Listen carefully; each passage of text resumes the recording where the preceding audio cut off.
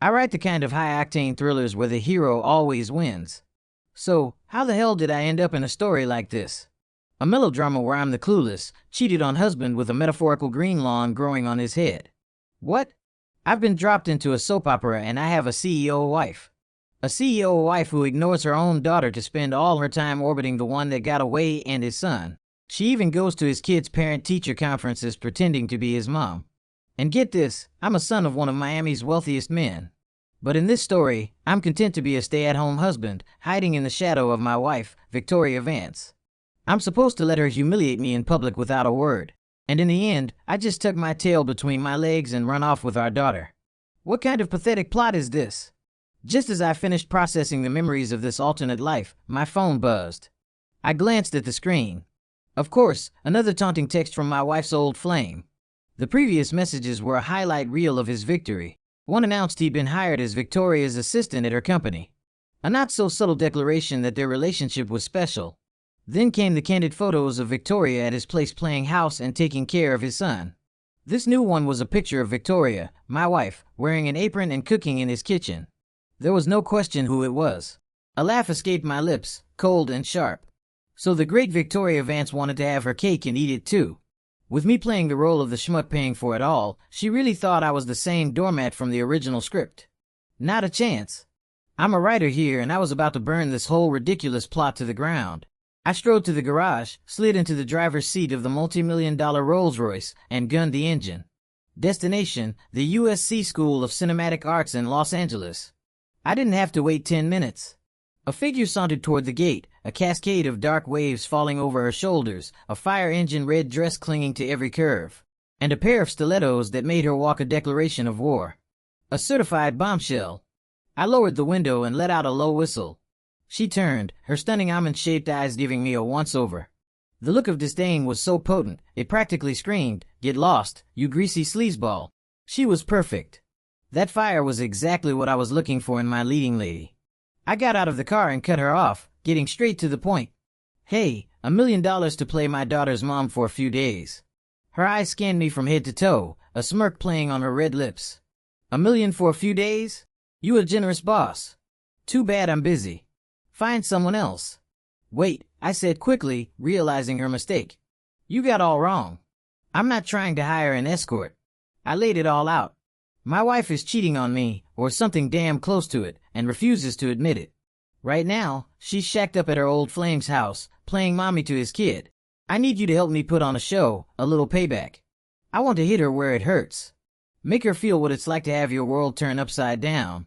As I spoke, her eyes lit up like a switchboard, sparkling with a sudden intense curiosity. Oh, I could see it. The gossip columnist in her soul was roaring to life, and she couldn't contain it. Sure enough, she clapped her hands together. Done. I'm in. Let's do this. What I didn't know then was that the woman I just randomly stopped was Maya Thorne, an infamous LA socialite. She was used to people begging for her attention, not the other way around. The sheer unadulterated drama of my situation was apparently too juicy for her to pass up, so she made an exception. We hashed out the basic plan in the car on the way back to my place. The second we walked in the door, I called my daughter downstairs. Chloe, I'd like you to meet your godmother. Chloe blinked her big, innocent eyes, looking from me to Maya and back again before saying sweetly, "Hi, godmother." That one little word seemed to melt Maya on the spot. She knelt, gently squeezing Chloe's cheek with a warm smile. You are just the cutest, Chloe. After our surprisingly cheerful and fake family dinner, I checked the time and dialed Victoria. Honey, are you coming home tonight? A few seconds of silence, then her voice laced with irritation. I know, I'm not coming home tonight. Right on schedule. I smirked. Victoria, your old friend Julian has been keeping me updated, I said, my tone deliberately casual. I've seen the pictures. You're staying at his place, aren't you? Ethan, don't be so paranoid. Her voice shot up, the defensive cry of someone caught red-handed. There is nothing going on between Julian and me. I'm just helping him out. He and his son, Leo, are having a hard time. Oh, I said as if commenting on the weather. I understand. Well, as it happens, our Chloe could use some extra attention, too. Her godmother is here, and she's planning on staying with us for a few days. Just try not to throw a fit about it when you get back. I hung up before she could respond. Then, I turned to Maya and tipped my head. Showtime. She understood instantly. She scooped Chloe onto her lap on the sofa, striking an affectionate pose. I snapped a few pictures with my phone, picked the one that looked most like a perfect family portrait. I made a Facebook post, setting the privacy so only Victoria could see it. Less than 30 minutes later, just as expected, the front door flew open. Victoria stood there radiating in icy fury, her face a thundercloud. And right behind her were Julian Croft and his son Leo. "Ethan, what is this about a godmother? You better explain yourself right now." She seated her 10 centimeters heels clicking furiously on the floor. Her eyes landed on Maya and Chloe, who were laughing together on the sofa. They looked so natural, so much like a real mother and daughter, that it stopped her cold. Her territory had been invaded. She pointed a trembling finger at Maya. "Ethan Carter, how dare you? I've been gone for a few days and you've already moved another woman into my house. Is this the godmother or is she your mistress?" I slowly looked up, my voice dripping with sarcasm. "Watch your mouth, Victoria. She's Chloe's godmother. And just like you and Julian, we are completely 100% innocent." I dragged out the last word, letting it hang in the air. "You?" She was shaking with rage. "Don't you play games with me, Ethan? Do you think I'm an idiot?" I chuckled. "How am I playing games? You've been living in another man's house for days. Did I accuse you of having an affair? But the second you see another woman in our home, you jump straight to cheating. You can't have it both ways." My words were a slap in the face. She was speechless for a moment, then her eyes narrowed. "Wait, are you having me followed?" I was done with the games. I pulled out my phone, brought up the picture Julian had sent me, and shoved it in her face. "See for yourself. Your innocent old flame sent this to me. He seems very eager to make sure I know exactly what you're doing over there. Sends me updates 3 times a day." In the photo, Victoria was in the kitchen, apron on, while Julian stood beside her, his gaze bordering on intimate. They looked like a happily married couple. Victoria's face fell. She turned to Julian, her eyes demanding an explanation. Julian's gaze flickered. "I was just worried Ethan would get the wrong idea about our friendship," he stammered. "I thought if I kept in the loop, he wouldn't worry." "Oh, Julian, I believe you," Victoria said, accepting his excuse almost instantly. She shot a glare back at me. "You don't need to report to him anymore. There is nothing to report. He can think whatever he wants." I stared at her, dumbfounded. This was the brilliant CEO. Blinded by a past love, her IQ had apparently plummeted to 0. She was filtering out any information that didn't fit her perfect narrative. Fine. If she wanted a show, I'd give her a goddamn Broadway production. Chapter 1. The Counteroffensive. "All right, that's enough," I said with a dismissive wave of my hand. "I get it. You two are innocent and we're innocent. I never suspected a thing. You can go now. Don't interrupt our family time." I was already ushering him out. Julian tugged on Victoria's sleeve. "Victoria, let's go. Ethan's not that kind of guy." His words sounded like a defense, but I could practically hear the unspoken hope. He hoped I was that kind of guy so he could swoop in and claim his prize. Before I could even give Maya a signal, she had already slipped into character. She activated her masterclass in passive aggression. "Don't worry, sis," she said to Victoria, her voice oozing a syrupy sweetness. "I'll take good care of Ethan and little Chloe for you." The implication was so thick you could cut it with a knife. I gave her a subtle thumbs up. Victoria's temper, already simmering, boiled over. Blood rushed to her face as she yanked her arm away from Julian. "No," she snapped. "I'm not leaving tonight." With her throne being usurped, she had no time to worry about propriety. Julian, seeing his plan backfiring, gave his son a discreet pinch. Leo immediately started pulling on Victoria's hand. "Auntie Vicky, I keep having nightmares. Can you stay with me again tonight, please?" My own daughter, Chloe, looked up at me with wide, confused eyes. "Daddy, why does he call Mommy Auntie Vicky?" she whispered. "And why isn't she ever home anymore? Doesn't she want me?" For a second, I was at a loss, unsure how to comfort my daughter's wounded heart. Maya stepped in seamlessly, pulling Chloe into a hug. "It's okay, sweetie. You have me now. Your godmother is here to stay." I sighed internally. Victoria was utterly failing as a mother. Seeing her own daughter being comforted by the other woman only twisted the knife deeper for Victoria. But with Julian's son clinging to her, she was caught in a tug-of-war of loyalties. Her head swiveled back and forth. What a busy woman. In the end, she knelt to comfort Leo. Her plan, I assumed, was to placate him first and then deal with her actual daughter. But by the time she had finally calmed Leo down and looked up, the living room was empty. Where did they go? Where's Chloe? Victoria asked Maria, our housekeeper. A frantic edge to her voice. Maria wrung her hands. Ma'am, Sir took Chloe and her godmother upstairs to bed. Julian seized the opportunity to add fuel to the fire. Victoria, where did this godmother even come from? He probably just hired some actress to make you angry. He was dead right, of course. But what did it matter? As long as Chloe was calling Maya mom, it would be enough to drive Victoria insane. My goal was simple. Make them as miserable as they were making me. If I couldn't have peace, neither could they. Julian was trying to get Victoria to leave with him, but she wasn't having it. The enemy was already inside the gates. How could she possibly retreat? But Leo was still clinging to her for dear life. Finally, she gritted her teeth. Julian, you and Leo will sleep here tonight. Our house had plenty of rooms. A couple more people were nothing. Upstairs, I was tucking Chloe into bed and reading her a story. Maya was there, too, sitting on the other side of Chloe now. She was wearing a silk pajama set identical to one of Victoria's. I had no intention of letting her sleep in my marital bed. She'd be in the guest room next door. But for now, her presence was purely for Victoria's benefit. I knew Victoria wouldn't leave. No woman with an ounce of pride would stand by and watch another woman take over her home. Sure enough, a few minutes later, the bedroom door creaked open. The sight of the three of us on the bed, looking for all the world like a happy family, made her explode. Ethan, explain this to me right now. What is she doing in our bed? And is she wearing my pajamas? Maya immediately put on a convincing display of being caught scrambling off the bed. Oh, I'm so sorry, she said, her voice trembling slightly. Ethan gave these to me. We didn't think you were coming back tonight. So, if I don't come back, you get to sleep in my bed and wear my clothes. Victoria's fists were clenched so tight her knuckles were white. Maya waved her hands defensively. No, it's not what you think. I swear nothing is going on between Ethan and me. You can't just accuse us like this. Get out. Victoria pointed to the door, her voice shaking with fury. Mission accomplished. Maya scurried out, but not before firing one last parting shot over her shoulder. She winked at Victoria and whispered conspiratorially. Don't worry, sis. Even if we did share a bed, I promise we'd be real quiet. You wouldn't dare.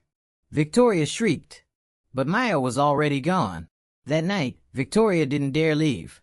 She knew that the moment she stepped out that door, I could have Maya back in that bed in a heartbeat. At one point, Julian knocked, his voice a whining buzz through the door. Victoria, Leo's having another nightmare. He's crying for you. I saw Victoria start to get up, so I casually picked up my phone. Go ahead, I said. I'll just ask Chloe's godmother to come sit with her. Victoria's head felt like it was going to explode. Have another woman come in here. Ethan, what is wrong with you? She hissed. I feigned innocence. What's wrong with me? You go take care of Leo. Why can't someone else take care of Chloe? You can't expect to hold the position and not do the job, can you? That's called having your cake and eating it, too. I added, you get that, right? I wasn't afraid of burning bridges. As far as I was concerned, she'd already napalmed them. Who's having their cake and eating it too? She demanded. Why are you being so cruel? I'm just trying to help Julian and his son. They've been through so much. My response was simple. Go on then, I said with a wave. I'm not stopping you. Go take care of them. Chloe will be just fine. I kept my phone clutched in my hand. She knew if she walked out that door I was making that call. In the end, Victoria opened the door, exchanged a few hushed words with Julian, and came back inside. She couldn't risk it. She was terrified of losing her spot to the sweet-talking viper next door. The next morning, Victoria drove Julian and Leo to kindergarten. I drove my own car with Maya and Chloe to the same kindergarten. At a red light, our cars pulled up side by side. Victoria glanced over and saw Maya in the back seat laughing and singing with Chloe. Her face hardened, the disapproval radiating off her in waves. I ignored her. The light turned green and I hit the gas, leaving them in my rearview mirror. Today was the parent-teacher conference. According to the original script, Victoria was scheduled to play mom for Julian's son. She would leave her own daughter, Chloe, to fend for herself. That move was guaranteed to make Chloe the target of playground whispers about the girl whose mom never shows up. Thank God I brought Maya. She was young, beautiful, and radiated a confidence that was impossible to ignore. In the car, I took Chloe's small hand in mine. Chloe, sweetie, from now on, you don't have to call her Auntie Vicky. You could just call her Mom. Chloe's eyes widened. But what about my other mommy? She's Leo's mommy, I said. My voice gentle but firm. You saw her this morning, didn't you? She was taking Leo to school. She didn't even look at you. A real mommy wouldn't leave her own daughter to take care of someone else's kid, right? I knew I'd have to divorce Victoria eventually. I had to prepare Chloe for the reality of the situation. Chloe tilted her head, thinking it over. Her little face crumpled and her eyes filled with tears. So, I'm not her real daughter. If Victoria was going to play dirty, then so was I. I gave Maya a look. She immediately understood, wrapping Chloe in a warm embrace. Don't cry, sweetie. You got me now. I'm your mom, she cooed. After the conference is over, how about I take you to Disneyland? Kids are simple. They gravitate toward whoever shows them genuine affection. Before long, Chloe's tears had dried up, and the car was once again filled with the sound of her laughter. At the conference, the three of us, me, Chloe, and Maya, sat together at one table, the perfect picture of a happy family. Across the room, Victoria, Leo, and Julian sat at another, presenting the same image. Look at her, I thought with a dark satisfaction. So eager to be a mother to someone else's child without a single thought for her own. I was so glad I brought Maya. Without her, this scene would have traumatized not just Chloe, but me as well. Now, the score was even. Victoria could play mom to her old flame's kid, and my daughter had a mother right here by her side. A perfect equilibrium. Of course, I didn't fail to notice Victoria's eyes constantly darting in our direction. She had agreed to be Leo's mom for the day, but she clearly never imagined I would bring in a replacement for her. The invasion of her territory was written all over her face. It was a beautiful sight. Pain doesn't just disappear. It gets transferred to the person who deserves it most. Right now, Chloe was laughing with Maya, not a trace of sadness on her face. Which meant by the laws of emotional physics that someone else in the room had to be drowning in misery. A teacher recognized Victoria and walked over with a smile. Mrs. Vance, I didn't realize Leo was your son. Victoria grunted, her eyes fixed on Chloe. The look on her daughter's face, not sadness, not anger, but a cool indifference, sent a chill down her spine. It felt like she was losing something precious right before her very eyes. The teacher chatted with Victoria for a moment before turning to me. Mr. Carter, good to see you. Then her eyes fell on Maya and she lit up. And this must be Chloe's mother. You're so young and beautiful. You look like a movie star. Chloe puffed out her little chest with pride. Of course, my mommy is the most beautiful mommy in the whole world. My daughter was a smooth talker. Hearing the word mommy, Victoria's heart skipped a beat. She thought Chloe was talking about her. A flicker of warmth spread through her chest. But then she saw Chloe gazing up at Maya with pure adoration, her eyes shining like stars. The warmth vanished, replaced by a cold, sharp sting. Chloe. Victoria blurted out on the verge of shouting. I'm your mother. Sensing an impending explosion, Julian quickly tugged on her sleeve. Victoria, they're just putting on a show to get to you, he whispered. Don't fall for it. Chloe is your daughter.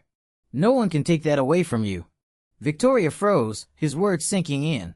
She swallowed the protest that was on the tip of her tongue. We paid them no mind, exchanging pleasantries with the teacher. We stayed until she returned to the front of the room to begin the meeting. Part of the agenda, it turned out, was a talent show where each family would perform. When it was Victoria's group's turn, she stood and smoothed down her dress. She and Julian each took one of Leo's hands. The three of them walked to the front, a picture-perfect family. As she turned, Victoria's gaze instinctively found Chloe. I could see that while my daughter's expression was neutral, her little hands were gripping mine and Maya's so tightly her knuckles had turned white. In that moment, I knew that whatever lingering attachment Chloe had for Victoria was dissolving for good. Victoria, oblivious, turned back to the stage. The music started and she, Julian, and Leo began a simple choreographed children's dance. It wasn't professional, but they had clearly practiced. When they finished, the room erupted in applause.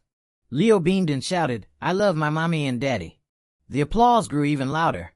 At the same time, I felt Chloe's grip on my hand relax. It was over. She finally understood. The woman on that stage, the one being called mommy, was not her mother. For a child, that's a brutal realization. But thanks to my constant preparation and the comforting presence of the beautiful Maya, I knew Chloe would be okay. Next, it was our turn. The moment Maya stood on the stage, a murmur went through the crowd. She had that star quality that made people stop and stare. "We're going to sing You Are My Sunshine for you all." The three of us sang together with Chloe taking the lead. Her voice was small and sweet, but her words were clear. My own singing was average at best, but Maya's was stunning, clear, melodic, and powerful.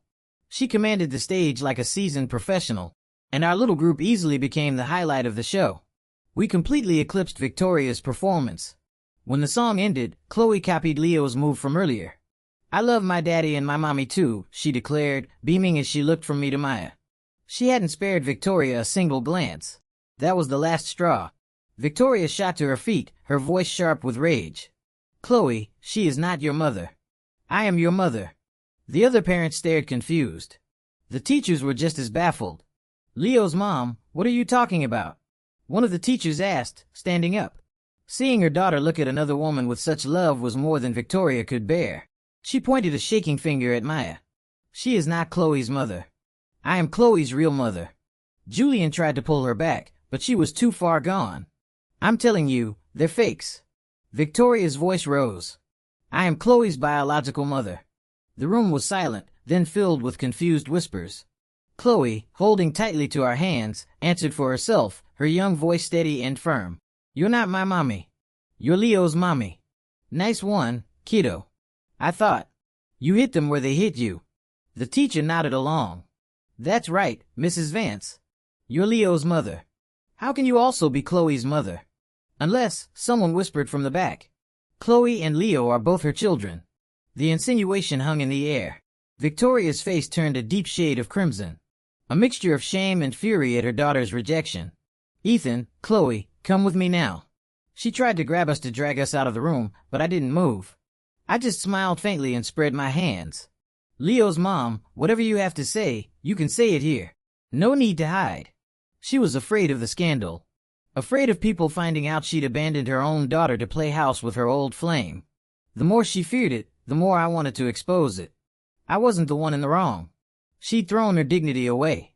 Why should I protect it? "Ethan, that's enough. If you don't stop this, I'm divorcing you." The threat hung in the air, and a wave of understanding washed over the room. Everyone now knew we were the real couple. She thought she could threaten me. My response was swift and brutal. "I'd love that. Whoever doesn't sign the papers is a coward." I then turned to Julian, twisting the knife. "You take your one that got away and get the hell out of my sight. And stay away from me and my daughter forever." Victoria stared at me dumbfounded. She never expected me to agree to a divorce, let alone so eagerly. The parents in the audience were now fully invested, some even pulling out their phones to record. I seized the moment, addressing the crowd. "Ladies and gentlemen, I'll let you be the judge. My wife, Mrs. Vance here, decided to abandon our daughter on the day of her parent-teacher conference. She came here instead to play mom for this gentleman's son. Tell me, if I hadn't found a mother to be here for Chloe today, can you imagine how devastating it would be for her to watch her own mom doting on another child?" I kept it short and to the point. The reaction was immediate. "Wow. To ignore your own kid to take care of someone else's in front of her. That's just cruel. That Mrs. Vance has some nerve. What a terrible thing to do." Not a single voice was on her side. Victoria's composure shattered.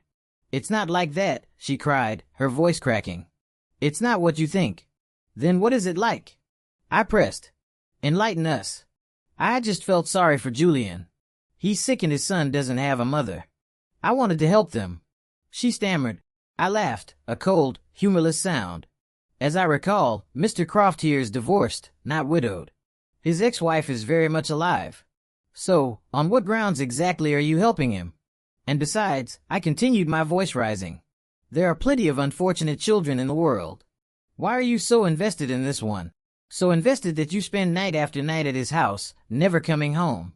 I had been holding this in, and now it all came out in a torrent of accusations. And every single one was true. I had the proof. Let's see her talk her way out of this. "She's trying to have it both ways." "That's disgusting," a parent called out. "And that guy's no better." Another added. "He knows she's married, but he lets her play house with his kid. He's trying to push the husband out and take his place." I smirked. These total strangers could see the situation for what it was. How could Victoria, the brilliant CEO, be so blind? Or maybe she wasn't blind at all. Maybe she was just enjoying the thrill of it all. For a woman like that, my position was simple. Get her out of my life. Oh, Victoria, my heart. Seeing himself become the villain of the story, Julian clutched his chest and dramatically collapsed against her. It was the most obvious fake ailment I'd ever seen. I had two choices. One, let him get away with it. It would win Victoria's sympathy and probably speed up our divorce, letting them ride off into the sunset together. Two, call him out on his garbage right here and now. Force Victoria to see him for the manipulator he was. I chose option 2. A divorce I could file for tomorrow. The videos from today's conference would be more than enough evidence for any judge. Besides, I was the son of a Miami billionaire. My family's assets were in the hundreds of billions. Crushing Victoria would be as easy as stepping on an ant. Mr. Croft, you can stop the performance now, I said calmly. Then turned to Victoria. You should really take him to a proper hospital. Get that heart condition checked out by a real doctor. Victoria's brow furrowed. She knew exactly what I was implying. And one more thing, I added. When you get home tonight, the divorce papers will be waiting for you.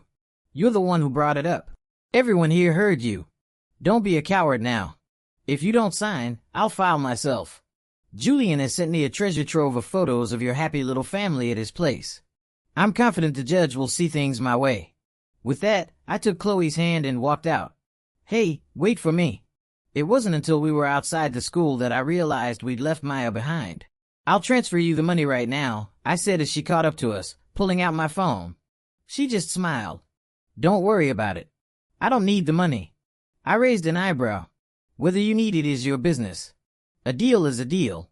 I insisted on transferring her the $1 million. The show's over, I told her. You can go back to your life now. But she just took Chloe's hand. I also made a deal to take Chloe to Disneyland, she said with a grin. I don't go back on my word. Our eyes met and we both smiled. My wife Victoria was still inside tending to her precious old flame. Meanwhile, this woman I'd known for less than 2 days was the one bringing joy to my daughter's life. To keep Chloe's spirits up, we spent the rest of the day out. That evening, I brought Chloe home. Following behind us was a woman in a sharp suit and glasses. Victoria was already there. As we walked in, she was carrying dishes out from the kitchen. She forced a smile. You're back. You must be hungry. Come, let's eat. I saw right through it. She didn't want the divorce. This was her attempt at an apology. I knelt and pointed at Victoria. Chloe, I said, my voice serious. Remember what I told you? That is Leo's mother. Chloe, bless her heart, nodded dutifully and said with perfect politeness, Hello, Leo's mom. Victoria's face fell. The fake smile shattered and her eyes instantly welled with tears. It was like 1,000 tiny needles piercing her heart. She stared at me, her whole body trembling. Ethan, can't you just forgive me this one time? My reply was flat and cold. A leopard can't change its spots. Was I wrong? The damage you've done to me and Chloe is permanent. Victoria, let's just get the divorce over with. I gestured to the woman behind me. She stepped forward. Miss Evans. Victoria's brow furrowed in confusion. This was her former assistant, the one who'd been replaced by Julian. What she didn't know was that Miss Evans had been working for my mother all along. She was always my person. Mrs. Vance, Ms. Evans said coolly, retrieving a folder from her briefcase. Mr. Carter has authorized me to handle the divorce proceedings. She placed the divorce agreement on the dining table. Victoria shook her head, backing away from the papers as if they were venomous.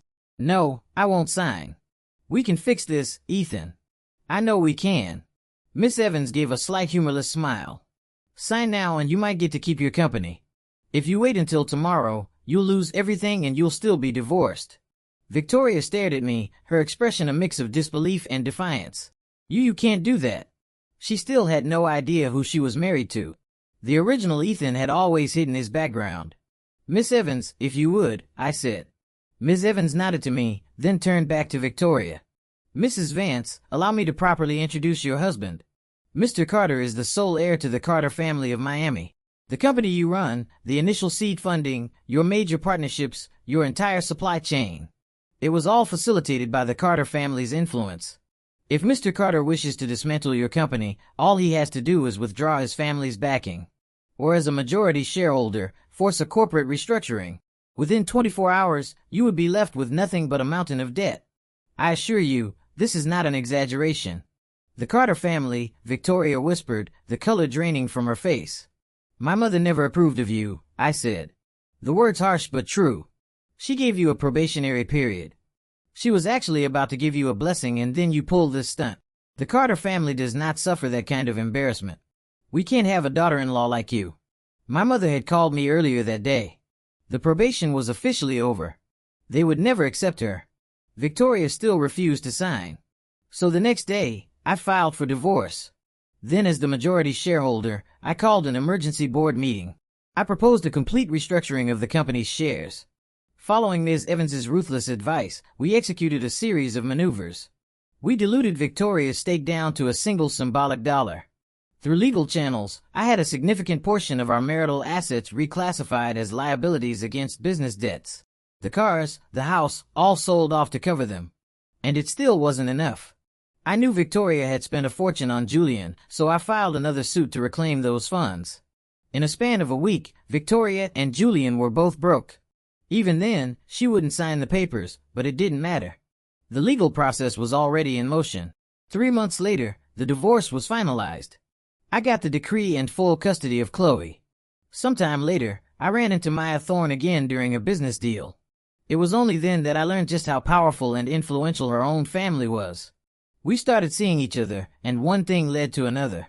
As for Victoria, she ended up getting a menial job in a town near my family's estate in Miami. She would sometimes watch me and Chloe from a distance. But Chloe only ever referred to her as Leo's mom. A name that became a barrier Victoria never dared to cross again. It was a constant stabbing reminder of what she had thrown away. And Julian, without Victoria's money. The man who had no real talent of his own fell into a miserable and destitute life. Years later, I heard that Victoria had been diagnosed with cancer and didn't have long to live. At the end of the day, she was still Chloe's biological mother. I let Chloe go see her one last time. After that, I never heard her name again. Epilogue. My name is Victoria Vance. Karma came for me. After I betrayed my husband and my daughter, I got cancer and died. But when I opened my eyes again, I was back. Back on the night Julian Croft came to me asking for my